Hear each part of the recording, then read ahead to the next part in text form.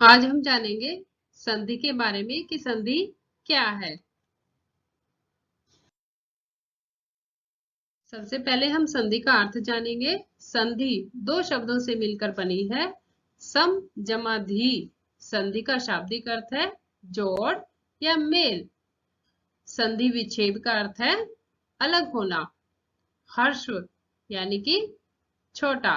दीर्घ जिसका अर्थ है बड़ा। अब हम जानेंगे कि संधि किसे कहते हैं। संधि की परिभाषा। दोनों एक ही बातें हैं। दो वर्णों के आपसी मेल से उनके उच्चारण में यानी कि उनके बोलने में जो विकार उत्पन्न होता है, विकार का अर्थ है जो परिवर्तन उनके बोलने में होता है, उसे हम संधि कहते हैं। यानी कि दो वर्णों के आपसी मेल से उनके उच्चारण में उत्पन्न विकार को अथवा परिवर्तन को संधि कहते हैं। जैसे पुस्तक जमा आल्य, पुस्तकालय। अब क और आ ये दोनों वर्ण है, इनको जब हमने मिला दिया तो दोनों को मिलाने से क्या बन गया का। इनके उच्चारण में परिवर्तन हुआ तो इसी को हम संधि कहते हैं। पर जमा उपकार। जमा के निशान से पहले र और उ, इनको मिलाने से क्या बन गया रो। तो इसी उच्चारण का जो परिवर्तन है उसे संधि कहते हैं। पर जमा उपकार परोपकार। आगे हम अच्छे से और समझेंगे इसको। संधि के तीन भेद हैं। कितने भेद हैं?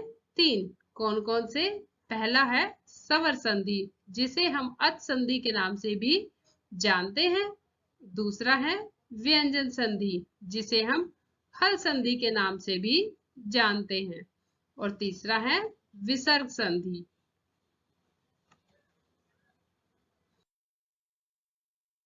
अब हम जानेंगे संधि के भेदों की परिभाषा। सबसे पहले है स्वर संधि की परिभाषा। स्वर का स्वर के साथ मेल होने पर जो परिवर्तन होता है उसे हम स्वर संधि कहते हैं। जैसे विद्या जमा आल्य विद्यालय, गण जमा इस गणेश। यहाँ पर हम देखेंगे जमा का निशान यानी कि प्लस का निशान। इससे पहले और बाद में जो वर्ण है उसे पे हमारी संधि सारी निर्भर करती है। यानी कि यहाँ पहले क्या है स्वर है या के पीछे आ है और आगे भी आ है, दोनों ही स्वर है। दूसरे में भी अणय और ई, अणय के पीछे क्या है ए और बाद में भी ई, यानी कि दोनों ही स्वर हुए। और यही हमारी परिभाषा बता रही है कि स्वर का स्वर के साथ मेल होने पर जो परिवर्तन होता है। अब है व्यंजन संधि की परिभाषा। व्यंजन व स्वर के साथ में व्यंजन व स्वर का मेल होने पर जो परिवर्तन होता है उसे व्यंजन संधि कहते हैं। जैसे सत जमा मार्ग सन्मार्ग, उत जमा चारण उच्चारण। अब यहाँ पे क्या कंडीशन है कि एक तरफ व्यंजन का होना आवश्यक है। यानी कि व्यंजन व स्वर के साथ में व्यंजन व स्वर का मेल होने पर इसका कहना यह है कि जो प्लस का निशान है इसके एक तरफ स्वर हो सकता है, लेकिन एक तरफ चाहे पहले हो या बाद में हो व्यंजन का होना जरूरी है, तभी व्यंजन संधि कहलाएगा। स्वर की कंडीशन क्या थी कि दोनों ही स्वर होने चाहिए तभी स्वर संधि होगा। इसमें एक तरफ व्यंजन होना चाहिए, दोनों तरफ भी व्यंजन हो सकता है लेकिन एक तरफ जरूरी है, तभी व्यंजन संधि बनेगी। अगली है हमारी विसर्ग संधि। विसर्ग के साथ स्वर और व्यंजन दोनों का मेल होता है।